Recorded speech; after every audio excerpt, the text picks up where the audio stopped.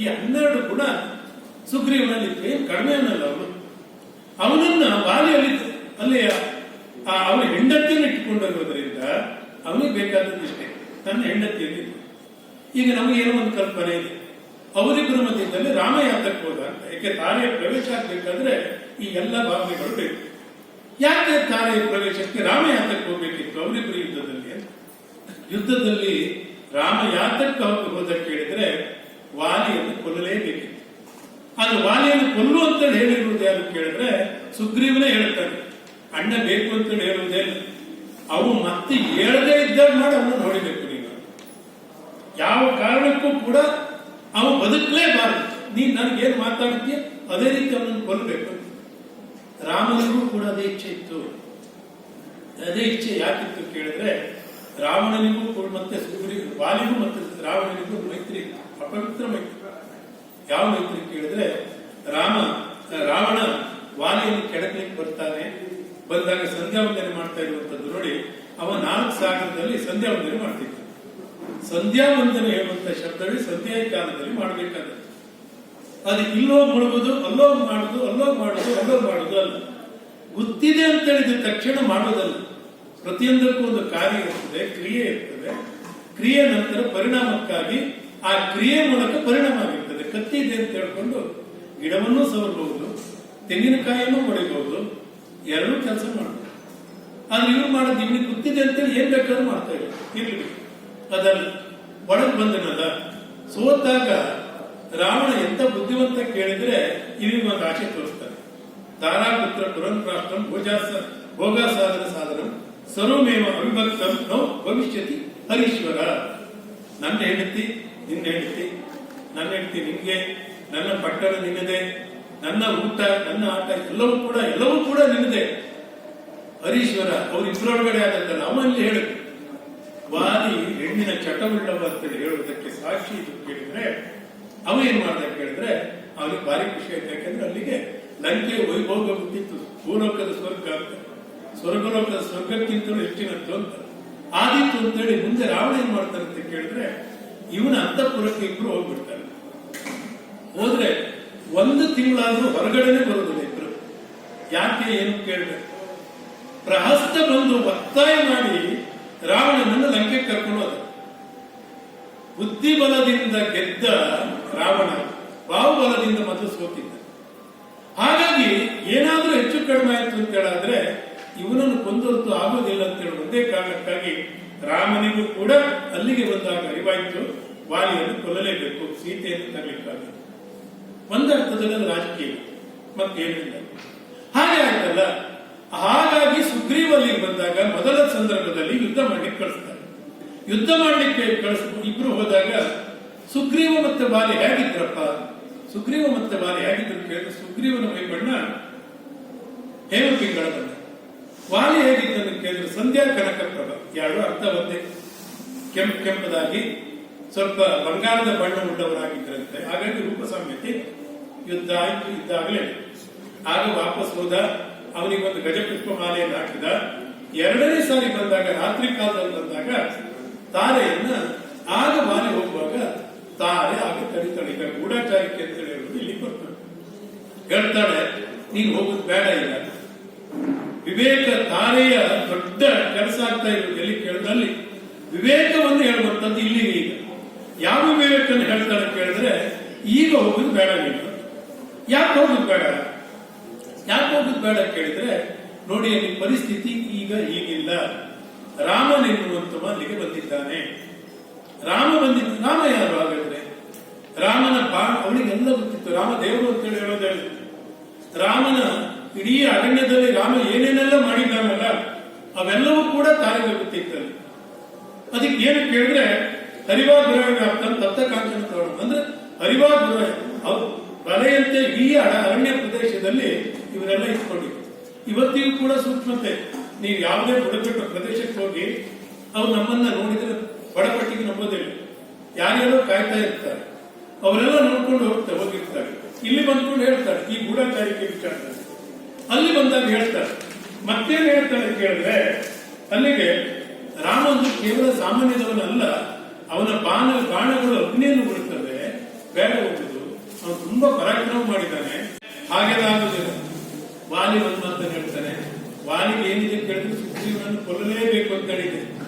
ಆದ್ರೆ ತಾರೆ ಹತ್ರ ವಾಲಿ ಹೇಳ್ತಾನೆ, ನಾನು ಸುಗ್ರೀವನನ್ನು ಕೊಲ್ಲುವುದಿಲ್ಲ, 2 ಕೊಟ್ಟು ಕಳಿಸ್ತೇನೆ. ವಾಸ್ತವದ ಸುಳ್ಳು ಒಂದು ಬರ್ತದಲ್ಲ ಮುಂದೆ ಇದರಲ್ಲಿ.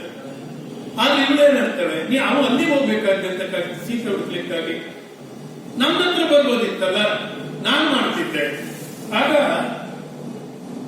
ತಾನು ಹೇಳುವಂತ ಒಂದು ಚಂದವಾದಂತ ಮಾತು ಹೇಳಬೇಕು ಕೇಳಿದ್ರೆ, ನಿವಾಸ ವೃಕ್ಷ ಸಾಧು ರಾಮ ಅಪಂತ ಪರಾಗತಿ. ಒಂದು ವೃಕ್ಷಕ್ಕೆ ರಾಮ ಅಂದ್ರೆ ದೊಡ್ಡ ವೃಕ್ಷ, ಎಲ್ಲರಿಗೂ ಆಶ್ರಯ ಕೊಟ್ಟು. ವೃಕ್ಷದ ಆಶ್ರಯ ಅಂದ್ರೆ ಯಾವ್ದು ಹೇಳಿ, ಯಾವಾಗ ವೃಕ್ಷದ ಹತ್ತಿರ ಹೋಗ್ತಾನೆ ಅವನಿಗೆ ನೆರಳು ಕೊಡ್ತದೆ, ಅದಾಗ ನೆರಳನ್ನು ಹುಡುಕಿಕೊಂಡು ಬರೋದಿಲ್ಲ. ಈ ವೃಕ್ಷವೇ ಅಲ್ಲಿ ಹುಡುಕಿಕೊಂಡು ಬರುವುದರಿಂದ ಆಪನ್ನ ಪರಾಗತಿ.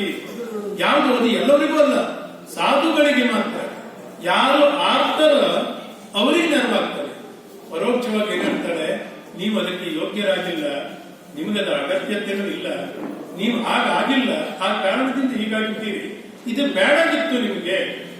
ವಿವೇಕವನ್ನ ತಾರೆ ವಾಲಿಗೆ ಹೇಳುವಂತ ಒಂದು ವಿವೇಕ ಇದೆಯಲ್ಲ, ತುಂಬಾ ಚೆನ್ನಾದಂತ ಒಂದು ವಿವೇಕವನ್ನು ಹೇಳ್ತಾರೆ ಮೊದಲ ಈ ಭಾಗದಲ್ಲಿ. ಇಲ್ಲಿಗೆ ಅವರ ಪ್ರವೇಶ ಆದಾಗ ಆಗ ಅವನು ಹೇಳ್ತಾನೆ, ಇಲ್ಲ ನಾನು ಸುಗ್ರೀವನನ್ನು ಕೊಲ್ಲೋದಿಲ್ಲ, ಸುಗ್ರೀವನಿಗೆ 2 ಜೋರು ಮಾಡಿ ಕಳಿಸ್ಕೊಟ್ಟು ಬರ್ತೇನೆ, ರಾಮ ನಮಗೇನು ಮಾಡೋದಿಲ್ಲ. ವಾಲಿಗೆ ಒಂದು ನಂಬಿಕೆ ಇದೆ, ರಾಮ ಧರ್ಮಾತ್ಮ ಅಂತ. ರಾಮ ಯಾವ ಕಾರಣಕ್ಕೂ ಕೂಡ ನನಗೇನು ಮಾಡೋದಿಲ್ಲ, ಆದ್ರೆ ಸುಗ್ರೀವ ಮಾಡಿರೋದ್ರಿಂದ ಸುಗ್ರೀವನಿಗೆ 2 ಕೊಟ್ಟು ಬರ್ತೇನೆ ಬಿಟ್ರೆ ರಾಮನಿಗೆ ನಾನು ಏನು ಮಾಡೋದಿಲ್ಲ. ಹಾಗಾಗಿ ತಾರೆ ಅಲ್ಲಿ ಹೇಳುವಂತ ಒಂದು ಚತುರ್ಮತಿಯಾಗಿರುವಂತಹ ತಾರೆ ಅಷ್ಟೆಲ್ಲ ವಿವೇಕವನ್ನು ಹೇಳಿದ್ರು ಅವನು ಹೋಗೇ ಹೋಗ್ತಾನೆ. ಹೋದ ಯುದ್ಧವನ್ನು ಮಾಡಿದ. ಯುದ್ಧವನ್ನು ಮಾಡಿದಾಗ ವಾಲಿಗೆ ರಾಮ ಬಿಟ್ಟನ, ಬಾಣ ಬಿಟ್ಟನ. ಬಿದ್ದಾಗ ರಾಮ ಬಿದ್ದಾಗ ಅನೇಕ ಜನರಿಗೆ ಇದೊಂದು ಸಂಶಯ, ರಾಮ ಮಾಡಿದ್ದು ಸರಿ ಪ್ರಶ್ನೆ ಏನಾಗ್ತದೆ. ತಾಳಮದ್ದಲೆಲ್ಲತ್ತು ಪುಂಖಾನುಪುಂಖವಾಗಿ ವಾಲಿ ಮಾಡಿದವ ರಾಮನ ಮೇಲೆ ಪ್ರಶ್ನೆಯ ಮೇಲೆ ಪ್ರಶ್ನೆಯನ್ನಾಗ್ತಾನೆ, ನೀನು ಹೀಗೆ ಮಾಡಿದ್ದು ಸರಿಯ, ನನ್ನ ತಮ್ಮನ ಹೆಂಡತಿ ಅವನು ಹೇಳ್ತಾನೆ, ಅವಳನ್ನು ಇಟ್ಟುಕೊಂಡಿದ್ದೇನೆ ನಾನು, ಅದು ನಮಗೆ ಭೋಗವೇ. ಯಾಕೆಂದ್ರೆ ಅವನು ತಪ್ಪು ಮಾಡಿದ್ದಾನೆ, ರಾಜ್ಯ ದ್ರೋಹವನ್ನು ಮಾಡಿದ್ದಾನೆ. ಅವನು ತಪ್ಪು ಮಾಡಿರುವಂತಹ ಕಾರಣದಿಂದಲೇ ನಾನು ಅವನನ್ನು ಕೊಂದಿದ್ದೇನೆ. ನಾನು ಅಯೋಧ್ಯೆ ಅರಸರಿಗೆ ಏನೂ ಮಾಡಲಿಲ್ಲ, ನೀನು ಅಡಗಿಕೊಂಡು ಹೊಡೆದಿಯಲ್ಲ, ನೀನೇ ಯಾತಕ್ಕೆ ಯುದ್ಧಕ್ಕೆ ಬರಲಿಲ್ಲ, ನಿನ್ನನ್ನು ಕೊಲ್ಲಬೇಕು ಅಂತ ಹೇಳಾದ್ರೆ ಏನಾಗಿತ್ತು, ಈ ಎಲ್ಲ ಮಾತುಗಳನ್ನು ಆಡ್ತಾನೆ. ಆದ್ರೆ ಇಲ್ಲಿ ನೆನಪಿಟ್ಕೊಳ್ಬೇಕಾದದ್ದು ಏನು ಕೇಳಿದ್ರೆ, ದೊಡ್ಡವರು ಏನು ಅವರವರ ಸತ್ಯವನ್ನು ಸಾಧಿಸಲಿಕ್ಕಾಗಿ ಅವ್ರು ಏನ್ ಬೇಕಾದ್ರೂ ಮಾತಾಡ್ತಾರೆ. ನಾನೇ ಸತ್ಯ, ನಾನೇನು ತಪ್ಪು ಮಾಡಲಿಲ್ಲ ಅಂತ ಒಂದು ಅಪರಾಧಿ ಇರುವವನು ತನ್ನ ಅಪರಾಧಿತ್ವವನ್ನು ಅಲ್ಲ ಅಂತ ಹೇಳ್ಕೊಳ್ಳಲಿಕ್ಕೆ ಏನೇನು ತರ್ಕವನ್ನು ಕೂಡಬೇಕೋ ವಾಲಿ ಅದನ್ನೆಲ್ಲವನ್ನೇ ಹೇಳ್ತಾರೆ. ನೆನಪಿಟ್ಕೊಳ್ಳಿ, ನೇರವಾದಂತ ವಾಲಿ ಮಾಡಿರುವಂತ ಒಂದು ತಪ್ಪು ಯಾವುದು, ರಾಮ ಬಾಣ ಬಿಟ್ಟಾಗ ಹೇಳ್ತಾನೆ, ಟಿವಿಜಿಯವರು ತುಂಬಾ ಚೆನ್ನಾಗಿ ಹೇಳ್ತಾರೆ, ವಾಲಿ ದಂಡಿನಾದ, ದಂಡಿತನಿಗೆ ಬಾಣನು ಕೃಪಾಣನು ಎಂತಾದರೆ ಇರುತ್ತೇವೆ. ಅವನು ಯಾವುದು ದಂಡಿನಾಗಿದ್ದಾನೆ ಕೇಳಿದ್ರೆ, ಆತ ರುಮೆಯನ್ನು ಇಟ್ಟುಕೊಂಡದ್ದೇ ತಪ್ಪು. ಯಾವ ತಪ್ಪು ಅದು? ಅಸತ್ವಂ ಧರ್ಮಾನಸ್ಯ ಸುಗ್ರೀವಸ್ಯ ಮಹಾತ್ಮನ.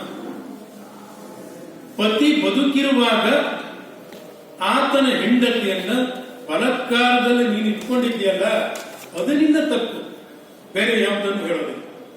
ಇದನ್ನು ಅಲ್ಲಿ ಏನು ತುಂಬಾ ಮಾತು ಬರುವಂತದ್ದು ಯಾವ್ದು ಕೇಳಿದ್ರೆ, ಅದೇ ನಿನಗೇನು ಯಾತಕ್ಕಾಗಿ ನಿನ್ನನ್ನು ನಾನು ಕೊಂದಿದ್ದೇನೆ ಕೇಳಿದ್ರೆ ಮತ್ಯಾವುದಲ್ಲ. ನಿನ್ನನ್ನು ಕೊಲ್ಲಲಿಕ್ಕೆ ಏಕಮಾತ್ರವಾದಂತ ಒಂದು ಕಾರಣ ಯಾವುದು ಕೇಳಿದ್ರೆ, ನೀನು ಮಾಡ್ತಾ ಇರುವಂತದ್ದು ಅಂದ್ರೆ ನೇರವಾಗಿ ಇನ್ನೊಬ್ಬರ ಹೆಂಗಸರ ವಿಚಾರದಲ್ಲಿ ನೀನು ಸ್ವಲ್ಪ ಜಾರನಾಗಿದ್ದೀಯೇ.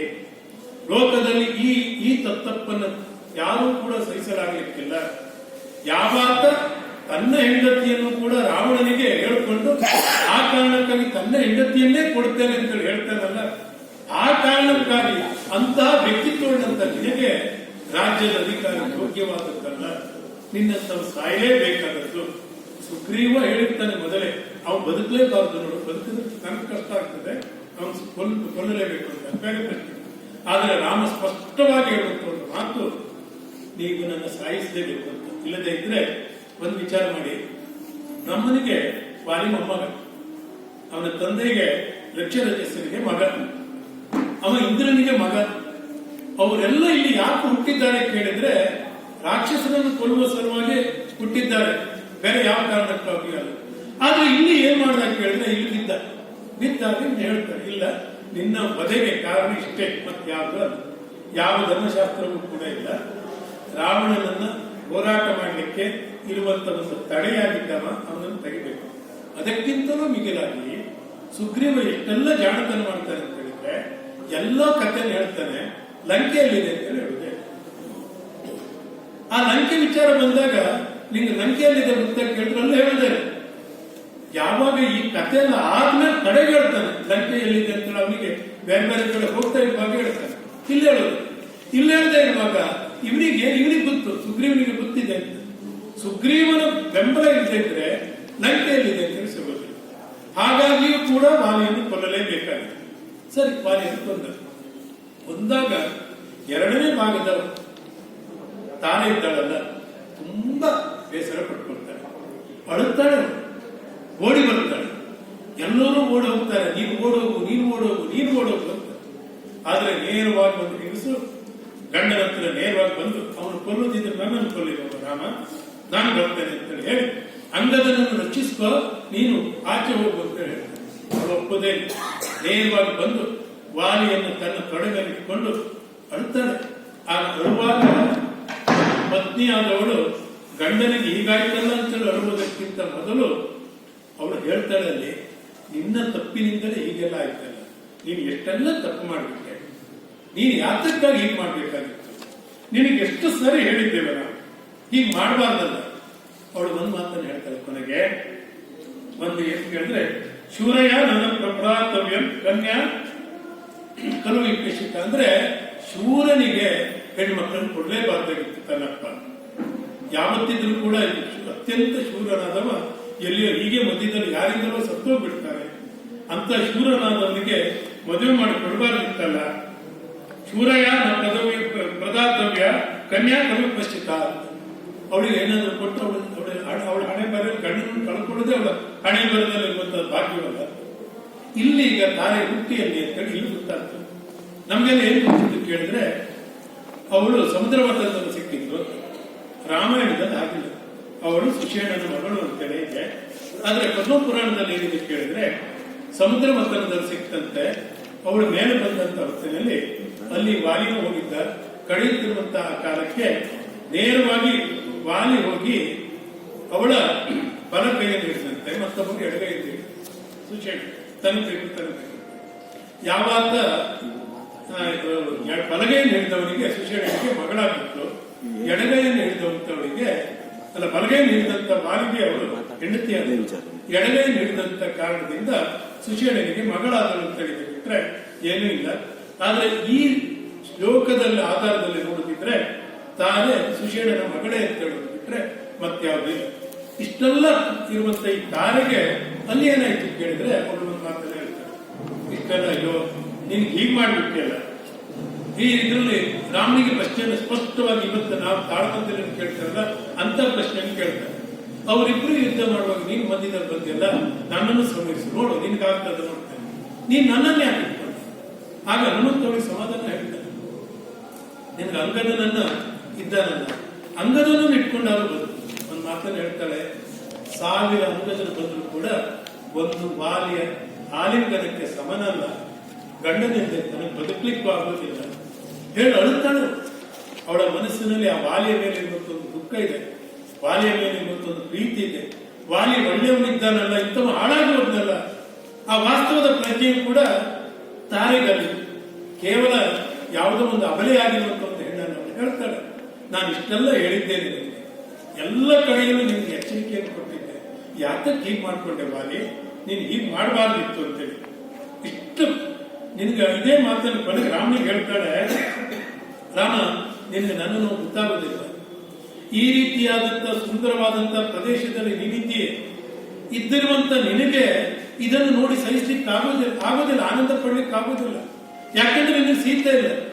ಅದೇ ರೀತಿ ಸ್ವರ್ಗದಲ್ಲಿರುವಂತ ವಾಲಿ ಸ್ವರ್ಗದಲ್ಲಿರುವಾಗ ನನಗೆ ಈ ಲೋಕದಲ್ಲಿ ಖಂಡಿತ ಸಂತೋಷ ಸಿಗುವುದಿಲ್ಲ. ಈ ನೋವಾದ್ರೂ ನಿನಗೆ ಅರ್ಥ ಆಗ್ಬೇಕಿತ್ತಲ್ಲ. ಕೇವಲ ನಿನಗೆ ಈ ನನ್ನ ನೋವು ಅರ್ಥ ಮಾಡಿಕೊಂಡಿದ್ದು, ನಿನಗೆ ಹೇಗೆ ಇಲ್ಲಿ ಸಂತೋಷದಿಂದ ಇರ್ಲಿಕ್ಕಾಗೋದಿಲ್ವ? ನನ್ನನ್ನು ಬಿಟ್ಟು ಸ್ವರ್ಗದಲ್ಲಿ ಇರುವಂತ ವಾಲಿಯನ್ನ ಅವಲ್ಲಿದ್ದಾನೆ ಅಂತ ಹೇಳಿ ಗ್ರಹಿಸಿಕೊಂಡಂತ ತನಗೆ ಅವನಿಗೂ ಸಂತೋಷ ಇರುವುದಿಲ್ಲ, ನನಗೂ ಸಂತೋಷ ಇರುವುದಿಲ್ಲ, ಯಾಕೆ ಹೀಗೆ ಮಾಡಿದೆ ಅಂತ. ಆಗ ರಾಮ ಅವಳಿಗೆ ಸಮಾಧಾನ ಮಾಡುವಾಗ ಧರ್ಮಶಾಸ್ತ್ರವನ್ನು ಹೇಳೋದೇ ತುಂಬಾ ಚಂದಾದಂತ ತತ್ವಶಾಸ್ತ್ರವನ್ನು ಹೇಳ್ತಾರೆ.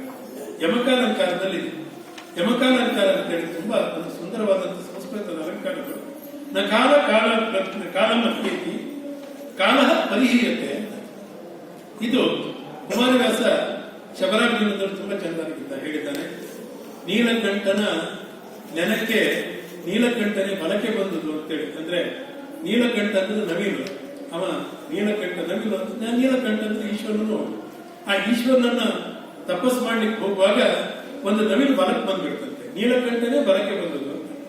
ತುಂಬಾ ಚೆನ್ನಾಗಿದೆ. ಆ ರೀತಿಯಲ್ಲಿ ಇಲ್ಲಿ ಯಮಕಾಲಂಕಾರ ಅಂತೇಳಿ ಹೇಳಿದ್ರೆ ಅದು 3 ವ್ಯಂಜನ, ಒಂದೇ ಶಬ್ದ, ಒಂದು ಶಬ್ದ ಪುನರುಕ್ತಿ ಆಗ್ಬೇಕು, ಅರ್ಥ ಮಾತ್ರ ಬೇರೆ ಆಗ್ಬೇಕು. ನ ಕಾಲ ಕಾಲಂ ಇತ್ಯೇತಿ ನ ಕಾಲ ಪರಿಹೀಯತೆ ಅಂತ. ಮೊದಲನೇದ ಕಾಲ ಈಶ್ವರ. ಅಯ್ಯ ತಾರೆ ಅವಳಿಗೆ ಹೇಳೋದು, ಏನ್ ಮಾಡೋದು ಹೇಳು, ಯಾರ್ಯಾರ ಮನೆಯಲ್ಲಿ ಏನೇನು ಬರೆದಿರ್ತಾನ ಈಶ್ವರ, ಅದನ್ನು ಆ ಕಾಲನ್ನು ಬರುವಂತ ಕಾಲವನ್ನು ತಪ್ಪಿಸಲಿಕ್ಕೆ ಆಗ್ತಾರೋ ಆಗುತ್ತೆ. ಆ ಕಾಲ ಸ್ವರೂಪನಾಗಿರುವಂತ ಈಶ್ವರ ಜನನ ಮರಣ ಸ್ವರೂಪವಾಗಿರುವಂತಹ ವ್ಯವಸ್ಥೆಯನ್ನು ಅವನು ಬರೆದಿಟ್ಟು ಬಿಟ್ಟಿದ್ದಾನೆ. ಅದನ್ನು ಬಿಟ್ಟು ನಡೆಯಲಿಕ್ಕೆ ಯಾರಿಗೂ ಕೂಡ ಸಾಧ್ಯವಾಗುವುದಿಲ್ಲ. ಹಾಗಾಗಿ ಇದು ನಿನಗಾಯ್ತು ಅಂತೇಳಿ ಇಡೀ ತತ್ವವನ್ನು ಬೋಧಿಸ್ತಾರೆ. ಬದುಕಂದ್ರೆ ಏನು, ಎಷ್ಟು ಹಾಳಾಗಿರ್ತದೆ, ಇಷ್ಟೆಲ್ಲ ಇದ್ದೆ, ಇದು ಬೇಡ ಅಂತ. ಕೊನೆಗೆ ಹನುಮಂತ ಹೇಳ್ತಾನೆ, ನಿನ್ನ ಅಂಗದ ಯುವರಾಜನನ್ನ ಮಾಡ್ತಾನೆ ರಾಮ, ನೀನೇನು. ಯಾವಾಗ ಮಗನನ್ನ ಯುವರಾಜ ಅಂತೇಳಿ ಮಾಡ್ತಾನೆ ಅಂತೇಳಿ ಹೇಳಿದಾಗ ಅವಳು ಸಮಾಧಾನದಿಂದ ಇರ್ತಾಳೆ ತಾರೆ. ಆಗ ಅವಳು ಇರ್ತಾಳೆ. ಇನ್ನು 2ನೇ ಭಾಗದ ತಾರೆಯನ್ನು ನೋಡ್ಬೇಕೀಗ. ಯಾವ ತಾರೆ ಕೇಳಿದ್ರೆ, ಇಲ್ಲಿಯ ತನಕ ವಾಲಿಯ ನೆರಳಿನಲ್ಲಿಯೇ ಇದ್ದು ಕೂಡ ತನ್ನ ಇಡೀ ಸಮಗ್ರವಾಗಿದ್ದದನ್ನ ನೋಡಿರುವಂತ ತಾರೆ ಈಗ ಮುನ್ನೆಲೆಯಲ್ಲಿ ಬರುವುದು. ಈಗ ಸುಗ್ರೀವನ ಸಂಗಡ ಹೋದಾಗ ಅದು ಕುಲದ ಪರಂಪರೆ, ಅದೇನು ತಪ್ಪು ಅಂತೇಳಿ ಹೇಳುವುದಿಲ್ಲ. ಯಾಕೆಂದ್ರೆ ಅವನಲ್ಲಿ ಕೇಳಿದಾಗ ಬದುಕಿರುವಾದಂತ ಧರ್ಮಾಣಸ್ಯ, ಬದುಕಿರುವಂತ ಹೆಂಡತಿ ಗಂಡ ಬದುಕಿರುವಾಗ ಹೆಂಡತಿಯನ್ನು ಇಟ್ಟುಕೊಂಡದ್ದು ತಪ್ಪು. ಯಾಕೆಂದ್ರೆ ಇಲ್ಲಿ ದೇವರ ಅಂತೇಳಿ ಕರೀತಾರೆ, ದೇವರ ಅಂತೇಳಿ ಮೈಸೂರಿನಿಗೆ ಕರೀತಾರೆ, ದ್ವಿತೀಯವರ ಅಂತ. ಏನಾದ್ರೂ ಗಂಡ ಸತ್ತೋದ್ರೆ ಅಥವಾ ಪತಿ ಜೈಲುವಾಸಕ್ಕಾದ್ರೆ, ಪತಿ ನಪುಂಸಕನಾದ್ರೆ, ಪತಿ ಹೊರದೇಶಕ್ಕೆ ಹೋಗಿ ಕಾಣಿಯಾಗಿ ಹೋದ್ರೆ, ಅನೇಕ ಸಂದರ್ಭದಲ್ಲಿ ಯಾವುದಾದ್ರೂ ಕಾರಣದಿಂದ ಆತನ ವಿಚಾರ ಗೊತ್ತಾಗದೇ ಇದ್ರೆ 5 ಸಂದರ್ಭದಲ್ಲಿ ಬೇರೆಯವರನ್ನು ಮದುವೆ ಆಗಬಹುದು. ಪತಿರನ್ನೇ ಇದೆ ಅಂತೇಳಿ ಇದೆ ಧರ್ಮಶಾಸ್ತ್ರದಲ್ಲಿ ಕೂಡ, ಆರ್ಯ ಸಮಾಜದಲ್ಲಿ ಇತ್ತು, ಹಾಗಾಗಿ ಇಲ್ಲಿಯೂ ಕೂಡ ಇತ್ತು. ಅದು ತಪ್ಪು ಅಂತೇಳಿ ಆಗುತ್ತದೆ. ಬದುಕಿರುವಾಗ, ಈ ಬದುಕಿರುವಾಗ ಅಂತೇಳಿ ಹೇಳುವಾಗ ಈ ಸಂಶಯ ನಮಗೂ ಬರ್ತವೆ. ರಾಮನಿಗೆ ಹೀಗೆ ಮಾಡಿದ್ನಲ್ಲ, ರಾಮ ಸುಗ್ರೀವನಿಗೆ ಬಿಟ್ಬಿಟ್ನ ಅಂತ. ಈ ಸಂಶಯವನ್ನು ಪರಿಹಾರ ಮಾಡಲಿಕ್ಕೆ ಮುಂದೆ ಲಂಕೆಯನ್ನು ಹುಡುಕ್ಲಿಕ್ಕೆ ಹೋಗುವಾಗ ಅಂಗದ ಬಂಡಾಯ ಹೇಳ್ತಾನೆ ಸುಗ್ರೀವನ ವಿರುದ್ಧ. ಅಯ್ಯ, ತನ್ನ ಅಮ್ಮನನ್ನ ತನ್ನ ಅಪ್ಪ ಬದುಕಿರುವಾಗ ಇಟ್ಕೊಂಡಿದ್ದ ಅಂತ ಹೇಳಿ ಕೊನೆಗಲ್ಲ. ಆಗ ಒಂದು ವಿಚಿತ್ರ ಅಂದ್ರೆ ರುಮೇ ತಂದೆ ತಾರ ಸಹಿತ ಅವನೊಟ್ಟಿಗೆ ಸೇರ್ಬಿಡ್ತಾರೆ. ಅದೆಲ್ಲ ಚೆನ್ನಾಗಿದೆ, ಅದು ಬೇಡ ಇಲ್ಲಿ. ಈಗ ಇಲ್ಲಿ ಬಂದಾಗ ಈ ಕಾಲದಲ್ಲಿ ಅಂತ ಹೇಳಿದಾಗ ಅವ್ರಿಗೆ ಸಮಾಧಾನ ಆಯ್ತು, ಅದಾಯ್ತಲ್ಲ. ಅಷ್ಟಾದಾಗ ಈ ಆಷಾಢ ಶುದ್ಧ ಹುಣ್ಣಿಮೆ ದಿವಸ ವಾರಿಸಂತ ಮತ್ತೆ ಸುಗ್ರೀವ ಏನು ಮಾಡೋದೇ ಇಲ್ಲ, ಇತ್ಲ ಕಡೆ ಕೂತ್ಕೊಂಡು. ಆಗ ಬಂದಾಗ ಆಮೇಲೆ ಲಕ್ಷ್ಮಣನಿಗೆ 4 ತಿಂಗಳ ಪ್ರಸರವಣ ಪರ್ವತದಲ್ಲಿ ರಾಮ ಲಕ್ಷ್ಮಣನಿಗಿದ್ದಾರೆ, ಸುದ್ದಿ ಇಲ್ಲ, ಏನಾದ್ರೂ ಮಾಡ್ಬೇಕಲ್ಲ. ಆಗ ರಾಮನಿಗೆ ಬಿಟ್ಟು ಬರ್ತಾನೆ, ಹೋಗಿ ಅವನಿಗೆ ಹೋಗಿ ಕೇಳು, ಸೀತಾನ್ವೇಷಣೆಗೆ ಕಳಿಸ್ತಾನೆ ಇಲ್ವ ಅಂತ. ಆಗ ಲಕ್ಷ್ಮಣ ಬಿಟ್ಟು ಬರ್ಕೊಂಡು ಬರ್ತಾನೆ. ಬರುವಾಗ ಲಕ್ಷ್ಮಣನನ್ನು ಕಂಡುಕೊಂಡು ಎಲ್ಲರೂ ಹೆದರ್ಬಿಟ್ಟು, ಎಷ್ಟು ಹೆದರಿದ್ರು ಕೇಳಿದ್ರೆ ಅಂಗದ ಹತ್ರ ಹೇಳ್ದ, ಹೆದರ್ದ. ಅಲ್ಲಿಂದ ಬಂದ ಲಕ್ಷ್ಮಣನ ಹತ್ರ ಬಂದ್ರೆ ಏನ್ ಹೇಳ್ತಾರೆ ಕೇಳಿದ್ರೆ, ಇಲ್ಲ ಏನಾದ್ರೂ ಮಾಡ್ಬೇಕಲ್ಲ, ಏನಿಲ್ಲ. ಹಾಗೆ ಏನ್ ಮಾಡ್ಬೇಕಾಯ್ತು, ಏನ್ ಮಾಡ್ಬೇಕು ಅಂತ ಹೇಳ್ಬೇಕಾದ್ರೆ ಅವ್ರಿಗೆ ಸುಗ್ರೀವ ಕಂಗಾಲಾದ. ಅವ ತಾರೆ ಮತ್ತೆ ರುಮೆ ಒಟ್ಟಿಗೆ ರವಿಸ್ತಾ ಇರುವಾಗ ಕಂಗಾಲಾದ. ಇಬ್ರು ಪಾನಮತ್ತರಾಗಿದ್ರಂತೆ, ನಡಿಲಿಕ್ಕಾಗ್ತಾ ಇರಲಿಲ್ಲ. ಆಗ ಬಂದಾಗ ಸುಗ್ರೀವ ಹೇಳ್ತಾನೆ ತಾರೆ ಹತ್ರ, ನೀನು ಹೋಗಿ ಏನಾದ್ರೂ ಮಾಡಿ ಸಮಾಧಾನ ಮಾಡಿ ಮಾರಾಯ್ತಿ, ನನ್ನ ಹತ್ರ ಆಗೋದಿಲ್ಲ. ಯಾಕಂದ್ರೆ ಇದಕ್ಕೆ ಕಾರಣ ಏನು ಕೇಳಿದ್ರೆ, ಸುಷೇಣನ ಮಗಳಾಗಿರುವಂತ ತಾರೆ ಅರ್ಥ ಸೂಕ್ಷ್ಮ ವಿನಿಶ್ಚಯ ಅಂದ್ರೆ ಅವಳಿಗೆ ಅತ್ಯಂತ ಸೂಕ್ಷ್ಮವಾಗಿತ್ತಂತೆ. ಅವಳು ಏನಾದ್ರೂ ಹೇಳಿದ್ರು ಅಂತ ಹೇಳಾದ್ರೆ ವಿಚಾರ ಮಾಡದೆ ನೀನು ಆ ಕೆಲಸ ಮಾಡು. ಯಾರು ಹೇಳಿದ್ದಾರೆ? ಲಕ್ಷ್ಮಣನಿಗೆ ಸುಗ್ರೀವನಿಗೆ ತಾರೆಯನ್ನು ಒಪ್ಪಿಸುವಾಗ ಸ್ವತಃ ವಾಲಿಯೇ ಹೇಳಿರುವಂತ ಮಾತು. ಎರಡು ಸರಿ ಹೇಳಿರ್ತಾರೆ, ಯಾವ ಕಾರಣಕ್ಕೂ ತೊಂದರೆ ಇಲ್ಲ. ಇವಳು ಏನ್ ಮಾತನ್ನು ಹೇಳ್ತಾಳೋ ಮುಂದಾಗೋದನ್ನು ಆಲೋಚನೆ ಮಾಡ್ಕೊಂಡು ಹೇಳ್ತಾಳೆ. ನೀನು ಅವಳನ್ನೇ ಆಶ್ರಯಿಸಿಕೊಂಡು ಬದುಕೋಳು, ಸಲಹೆ ತಕೊಂಡು ಚತುರ್ಮತಿ ಹೇಳುವುದಕ್ಕೆ ಇದೇ ಸಾಕು. ಇಲ್ಲಿ ಸುಗ್ರೀವನಿಗೆ ಹೇಳ್ತಾಳೆ, ನೀನು ಹೋಗಪ್ಪ. ಆ ಸುಗ್ರೀವ ತಾರೆಗೆ ಹೇಳ್ತಾಳೆ, ಹೋಗು, ನೀನ್ ಏನಾದ್ರೂ ಮಾಡಿ ಅವನನ್ನು ಸರಿ ಮಾಡು. ಒಂದು ಕಡೆ ನೋಡಿ ಬ್ರಹ್ಮಚಾರಿ ಆಗಿರುವಂತ ಲಕ್ಷ್ಮಣ ಎದುರು ಬರ್ತಾನೆ. ಅವನಿಗೆ ತಾರೆ ಎದುರಾಗಿ ಹೋಗುತ್ತಾಳೆ ನೋಡಿ. ಹಾಗೆ ಕೇಳಿದ್ರೆ ಸೆರಗನ್ನೂ ಸರಿ ಮಾಡ್ಕೊಳ್ಳೋದಿಲ್ಲ, ಅವಳಿಗೆ ಹೆಜ್ಜೆ ಇಡ್ಲಿಕ್ಕೂ ಸರಿ ಆಗುದಿಲ್ಲ. ಆಚೆ ಈಚೆ ಕಾಲನ್ನು ಬದ್ದಾಟ ಮಾಡ್ಕೊಳ್ತಾ ಹೋಗ್ತಾಳೆ. ಹೋಗುವಂತ ಹೊತ್ತಿನಲ್ಲಿ ಅಲ್ಲಿ ಬಂದ್ಕೊಂಡು ನಿಂತ್ಕೊಂಡು ಅವಳು ಹೇಳ್ತಾಳೆ ಕೇಳಿದ್ರೆ ಅಲ್ಲಿ ಹನುಮಂತನ ನೋಡ್ಕೊಂಡು ಅಯ್ಯಪ್ಪ ಮಾರಯ್ಯ ಬಂದೆ ನಿತ್ಕೋ ಅಂತ. ನಿತ್ಕೋ ಅಂತೇಳಿ ಹೇಳೋದು ಕೇವಲ ನಿತ್ಕೋ ಅಂತೇಳಿ ಹೇಳೋದಿಲ್ಲ. ಅಲ್ಲಿಗೆ ಮಾರಯ್ಯ ನೀನ್ ಇಷ್ಟೆಲ್ಲ ಸಿಟ್ಟು ಮಾಡ್ಕೊಳ್ಳೋದು ಬೇಡ, ಯಾಕೆ ಮಾಡಿದೆ ಬಾಬಾ ಅಂತೇಳಿ. ಎಷ್ಟೇ ಆದ್ರೂ ಕೂಡ ಲಕ್ಷ್ಮಣನಿಗೆ ಸ್ತ್ರೀಯರನ್ನು ಕಂಡಾಗ ಕೋಪದಲ್ಲಿ ಇಳಿದ್ಬಿಡ್ತಾನೆ. ಅವಳು ಬಯಸದ್ದದೆ ಅವನ ಚಾಂಚಲ್ಯ ಚಿತ್ತವನ್ನ ಒಂದು ಸರಿ ಆಚೆ ಮಾಡ್ಬೇಕು ಅಂತ. ಅವನು ಚಿಟ್ಟು ಬಂದ್ಕೊಂಡು ಬಂದಾಗ ಇವಳ ಅಸ್ತವ್ಯಸ್ತವಾದಂತ ರೂಪವನ್ನು ನೋಡಿ ಅವನಿಗೆ ನಾಚಿಕೆ ಆಗ್ಬೇಕು. ಆಗ ಅವಳು ಹೇಳ್ತಾಳೆ, ಏನ್ ಹೊರಗಡೆ ನಿಂತ್ಕೊಂಡೆಲ್ಲ ಕೂಗಾಡ್ಬೇಡ, ಯಾಕೆಂದ್ರೆ ಸ್ನೇಹಿತರ ಮನೆಗೆ ಬಂದ್ರೆ ಅಂದ್ರೆ ಎಷ್ಟು ಚಂದಾಗಿ ಹೇಳ್ತಾಳೆ ಅಂದ್ರೆ ಸ್ನೇಹಿತರ ಮನೆಯಲ್ಲಿ ಬಂದು ಅವ್ರ ಮನೆ ಹೆಂಗಸರು ನೋಡಿದ್ರೆ ತಪ್ಪಿಲ್ಲ. ಮನೆ ನೀ ಮನೆ ಒಳಗೆ ಅಂತಃಪುರದ ಒಳಗೆ ಬಾ. ಅಂತಃಪುರದ ಒಳಗಡೆ ಯಾರಿಗೆ ಪ್ರವೇಶ ಇಲ್ವೋ ಅಲ್ಲಿಗೆ ಮನೆ ಮರ್ಯಾದೆಯನ್ನು ನೋಡ್ಬೇಕಲ್ಲ. ಹೊರಗಡೆ ಗೊತ್ತಾಗಬಾರ್ದು, ಮನೆ ಒಳಗಡೆ ಬಾ, ನೀ ಒಳಗಡೆ ಬಾ, ಇಲ್ಲಿ ಹೊರಗಡೆ ಎಲ್ಲ ಗಲಾಟೆ ಮಾಡ್ಕೊಡ್ಬೇಡ, ಒಳಗಡೆ ಬಾ ಅಂತೇಳಿ ಹೇಳ್ಕೊಂಡು ಹೇಳ್ತಾರೆ. ಅಂತೂ ಹನುಮಂತನಿಗಾದ್ರೂ ಸಿಟ್ಟು ಬರ್ತವೆ. ಇಲ್ಲ, ನಿನ್ನ ಈ ಸುಗ್ರೀವ ಇಷ್ಟೆಲ್ಲ ಮಾಡಿಬಿಟ್ಟಲ್ಲ, ಇವು ಯಾತಕ್ಕಾಗಿ ಮಾಡ್ದ? ಅವಳು ಹೇಳುದು ಹಾಗೇನೇ ಇಲ್ಲ ಮಾರಾಯ, ನಿನ್ನ ಮೇಲೆ ಪ್ರೀತಿ ಇದೆ. ಇದೊಂದು ಸ್ವಲ್ಪ ದಿವಸದ ಮೊದಲೇ ಪ್ರಪಂಚದಲ್ಲಿರುವಂತ ಎಲ್ಲಾ ಕಡೆಯಲ್ಲಿಯೂ ಕೂಡ ಅವ ಸಂದೇಶವನ್ನು ಕಳಿಸಿದ್ದಾನೆ. ಎಲ್ಲ ವಾನರರು ಕೂಡ ಇಲ್ಲಿಗೆ ಬಂದು ಸೇರಬೇಕು ಇನ್ನು 15 ದಿವಸದಲ್ಲಿ ಅಂತೆ. ಆ 15 ದಿವಸದ ಗಡುವು ಮೀರಲಿಲ್ಲ, ಅದು ಮೀರುವಲ್ಲಿವರೆಗೆ ಆಗುದಿಲ್ಲ. ಏನಾದ್ರೂ ಮಾಡ್ಕೊಂಡು ಹೇಳ್ಬೇಕಲ್ಲ, ಅದನ್ನು ಮಾಡಿದ್ದ ಸುಗ್ರೀವ. ಅದಕ್ಕೆ ಮಾಡ್ಲಿಕ್ಕೆ ಕಾರಣ ಸುಗ್ರೀವನು ಅಲ್ಲ, ಹನುಮಂತನೇ ಮಾಡಿದ್ದ. ಇವ ಇಲ್ಲ ಇದ್ದ.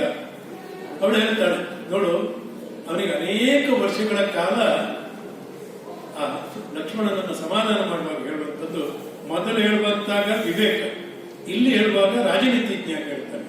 ಅನೇಕ ವರ್ಷಗಳ ಕಾಲ ಅವನ ಹೆಂಡತಿಯನ್ನು ಬಿಟ್ಟಿದ್ದ, ಆಮೇಲೆ ನನ್ನನ್ನು ಕೂಡ ಬಿಟ್ಟಿದ್ದ ಅಂತ ಒಂದು ಮಾತು ಬರ್ತದೆ. ಸುಗ್ರೀವನಿಗೆ ಅವಳ ಮೇಲೆ ಮೊದಲೇ ಕಣ್ಣಿತ್ತು ಅಂತ ಹೇಳಿ ಒಂದು ಶಬ್ದ ಬರ್ತದೆ. ಅವನಿಗೆ ಒಳಗಡೆ ನನ್ನನ್ನು ಹೊಂದಬೇಕು ಅಂತ ಹೇಳೋದು ಆಸೆ ಇತ್ತು ಅವನಿಗೆ. ಹಾಗಾಗಿ ಈ ಹೊತ್ತಿಗೆ ಅವನಿಗೆ ಸಿಕ್ಕಿದೆ ಮಾರಾಯ. ಸ್ವಲ್ಪ ನೀವಲ್ಲಿ ಮಳೆಗಾಲ ಆಗೋದ್ರಿಂದ ಆ ಕಾರಣಕ್ಕೆ ಅವನಿದ್ದಾನೆ. ಎರಡನೇ ಮಾತು ಹೇಳ್ತಾಳೆ, ಬ್ರಹ್ಮಚಾರಿಯಾಗಿ ಇದು ತಿರುಗ್ತಾ ಇದೆಯಲ್ಲ, ನಿನಗೆ ರತಿ ಸುಖದ ಬಗ್ಗೆ ಅರ್ಥ ಗೊತ್ತುಂಟು? ಆ ಮಾತಿದೆ, ನಿನಗೆ ರತಿ ಸುಖದ ಬಗ್ಗೆ ಏನು ಗೊತ್ತುಂಟು? ನಿನಗೆ ಗೊತ್ತಿಲ್ಲ. ಮನುಷ್ಯನಿಗೆ ಅಗತ್ಯವಾದದ್ದು ನಿನಗೆ ಅದೇನು ಗೊತ್ತಿಲ್ಲ ಅಂತೇಳಿ ಪರೋಕ್ಷವಾಗಿ ಹೇಳ್ತಾಳೆ, ಟೀಕೆ ಮಾಡೋದಿಲ್ಲ. ನೋಡು, ಸಿಟ್ಟನ್ನು ತಣಿಸ್ಬೇಕಲ್ಲ, ನೀನು ಹೀಗಲ್ಲ. ಅದರರ್ಥ ನಿನ್ನ ಕರ್ತವ್ಯವನ್ನು ನಾವು ಮರೆಯಲಿಲ್ಲ. ನಾವು ನಿನ್ನ ಸಲುವಾಗಿಯೇ ಕೆಲಸ ಮಾಡ್ತಾ ಇದ್ದೇವೆ. ನೀ ಕಾರಣದಿಂದ ಇಲ್ಲಿ ಒಂದು 25ರಿಂದ 30 ಶ್ಲೋಕದಲ್ಲಿ ಸಮಗ್ರವಾಗಿ ಅವರಿಗೆ ಲಕ್ಷ್ಮಣನಿಗೆ ಲೌಕಿಕದ ಸುಖದ ಕುರಿತು ತಾರೆ ಬೋಧಿಸ್ತಾಳೆ. ಲಕ್ಷ್ಮಣನಿಗೆ ಯಾವ ಕಾರಣಕ್ಕಾಗಿ ಬಂದಿವಿ ಎರಡನೇ ಮಾತಾಡಿದ್ರು ತಲೆ ತೆಗೆದೇ ಬಿಡ್ಬೇಕು ಅಂತ ಹೇಳ್ತಾ ಇದ್ರೆ ತಾರೆ ಅವನಿಗೆ ಲೌಕಿಕದ ಸುಖ ಯಾವ ಸುಖ ಕೇಳಿ ಇಲ್ಲ, ಈ ರೀತಿ ಎಲ್ಲ ಆಗ್ತದೆ, ಅದನ್ನ ನೀನು ನೋಡಬೇಕಾಗಿತ್ತು, ನೀನ್ ಗೊತ್ತಾಗ್ತಾ ಇಲ್ಲ. ಮತ್ ಮಾತಿಗೆ ಹೇಳ್ತಾಳೆ, ನಿನಗೆ ಗೊತ್ತಿಲ್ಲ, ಇದೆಲ್ಲ ನಿನಗೆ ಗೊತ್ತೇ ಇಲ್ಲ ಅಂತ. ಅವನಿಗೆ ಒಂದು ಕ್ಷಣ ಆದ್ರೂ ಕೂಡ ತಾನು ಅಯೋಧ್ಯೆಯಲ್ಲಿ ಬಿಟ್ಟು ಬಂದಂತಹ ಊರ್ಮಿಳೆಯ ಕುರಿತು ನೆನಪಾಗ್ಬೇಕು. ಅವನಿಗೆ ಆ ಊರ್ಮಿಳೆಯ ನೆನಪು ಆಗ್ಬೇಕು, ಅಷ್ಟರ ಮಟ್ಟಿಗೆ ಅವನನ್ನು ವಿಚಲಿತಗೊಳಿಸ್ತಾಳೆ. ಆಗ ಒಳಗಡೆ ಉಳಿಕೊಂಡಿದ್ದಂತ ಸುಗ್ರೀವ ಅಡಿಕೊಂಡಿರ್ತಾನೆ, ಅವಳು ಸೆರಗಿಂದ ಇರ್ತಾನೆ, ಆಚೆ ಕಡೆ ರೂಮೇ ಇರ್ತಾಳೆ. ಈ ಸಂಧಾನಕಾರಳಾಗಿ ಅವಳು ಮಾತನಾಡುವುದುಂಟಲ್ಲ, ಪ್ರತಿ ಮಾತುಗಳು ಕೂಡ ಹೇಗಿರ್ತದೆ ಕೇಳಿದ್ರೆ ಮಾರ್ಮಿಕವಾಗಿ, ಲೌಕಿಕವಾಗಿ ಅಂತೇಳಿ ಹೇಳುವಂಥದ್ದು ಅವನನ್ನು ವಶಪಡಿಸಿಕೊಳ್ಳಿಕ್ಕೆ ಅಂತೇಳಲ್ಲ.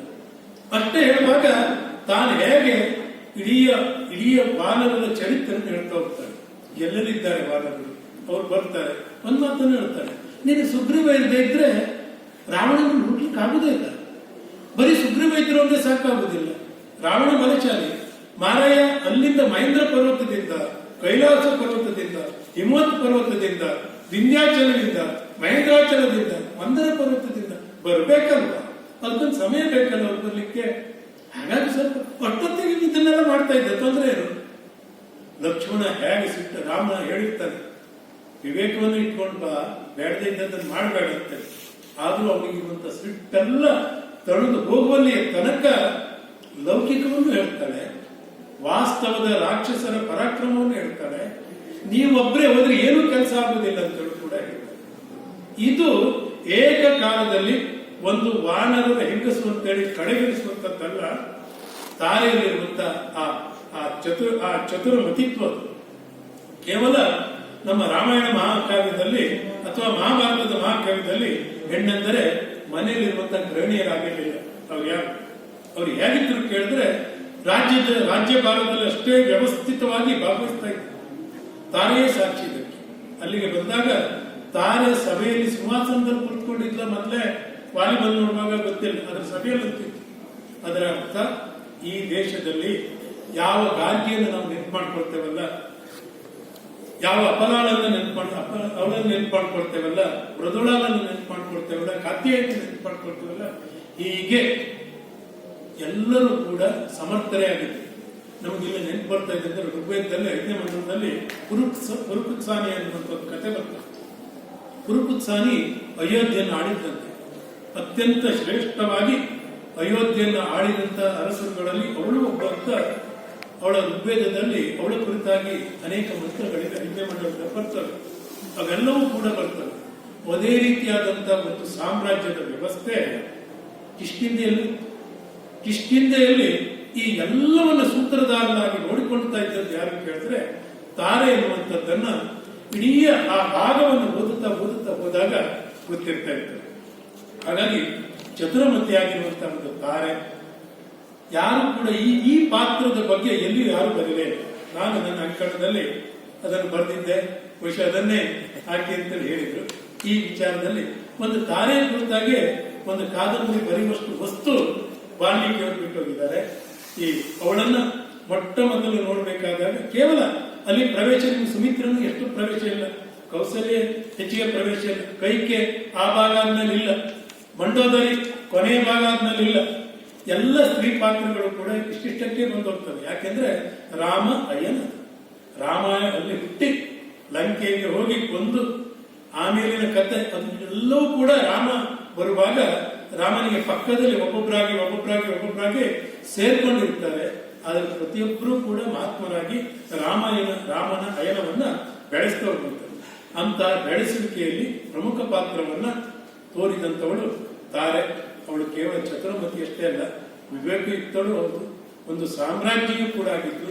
ಕಿಷ್ಕಿಂಧೆ ಅಂದ್ರೆ ಕೇವಲ ಏನೋ ಗುಡ್ಡ ಬೆಟ್ಟಗಳಿರುವಂತಹ ಒಂದು ಕಾಡು ಜನರ ಅಂಗಗಳಲ್ಲ, ಅವು ಕೂಡ ನರೋವ ಎನ್ನುವಂತಹ ರೀತಿಯಲ್ಲಿ ಇತ್ತು ಎನ್ನುವುದನ್ನು ಹೇಳಿ ಒಂದು 60 ನಿಮಿಷದ ಅವಧಿ ಕೊಟ್ಟಿದ್ರು. 60 ನಿಮಿಷ ಸರಿಯಾಗಿ ಆಯ್ತು.